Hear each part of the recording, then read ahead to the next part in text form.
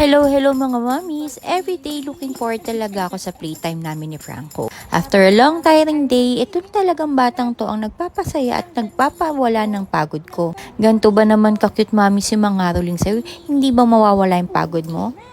Tapos sasabayan pa ng ganyan kasarap ng ngiti oh. Tatawa pa yan. So after work mami, nag-prep na rin ako ng dinner namin. And eto nga, sinigang ang ulam namin, mami. Pero before ko timplahan ng salt at mga pang-asim yan, mga mare, pinagtatabi ko na si Franco ng sabaw. As much as possible, for Franco's meal, no salt and other flavors muna kami, mga mare. So in this way, lahat ng iprep ko at ipakain ko sa kanya, mga mare, kinakain niya at hindi siya nagiging picky eater. So for Franco, dinner is served before 6 p.m. or 7 p.m. After ng 7 p.m., no meal na talaga siya kasi mahirap na baka hindi matunawan yung bata. After niya maubos to mga mommies, bibihisan ko